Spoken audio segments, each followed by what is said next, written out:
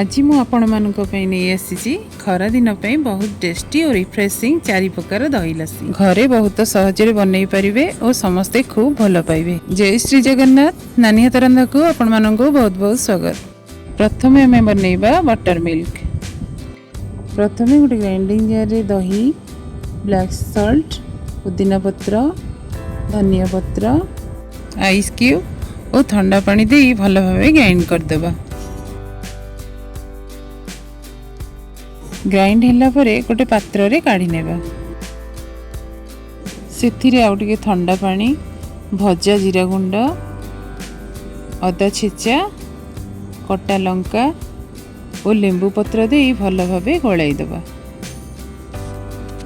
जेउ मानको मीठा एते पसंद नुह से मानको एही लस्सी बहुत पसंद आसीबो। लस्सी टिको गोटे ग्लास रे काढी देबा।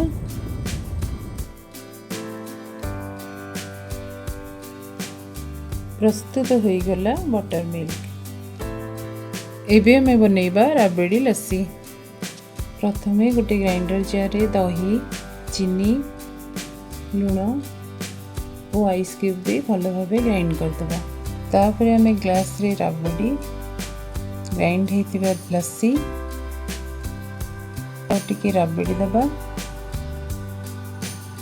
तापरे हमें सेतिरे नडिया कोरा, कटा जाइथिबा ड्राई फ्रूट, बॉर्नविटा पाउडर, आउ टिके नडिया कोरा, चॉकलेट सिरप और चीरी दे भल भाबे सजाई देबा। प्रस्तुत हो गला ठंडा ठंडा राबड़ी लस्सी।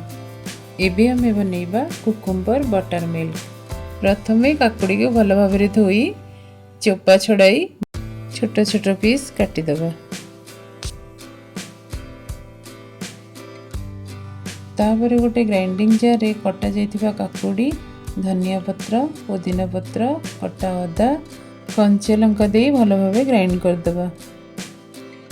तापर गोटे पात्र रे दही, ग्राइंड हेतिबा पेस्ट, ब्लैक सॉल्ट, जीरा गुंड, चाट मसला, पानी और आइस क्यूब दे भल भाबे गळाई देबा। तापर हमें लस्सी टी को ग्लास रे काढ़ी नबा। कटा जाइथिबा काकुड़ी और पुदीना पत्र सह सर्व कर देबा। प्रस्तुत हो गला कुकुम्बर बटर मिल्क। शेष रे हमें बनैबा क्रीमी दही लस्सी। गोटे ग्राइंडर जार रे दही, चीनी और आइस क्यूब दे भल भाबे ग्राइंड कर देबा। तापर लस्सी टी को ग्लास रे काढ़ी देबा। सेथिरे ड्राई फ्रूट और ड्राई रोज दे भल भाबे सर्व कर देबा। प्रस्तुत हो गला क्रीमी दही लस्सी। चैनल टी को सब्सक्राइब करिया को जमार भी भूलिबेनी। रहिली जय श्री जगन्नाथ।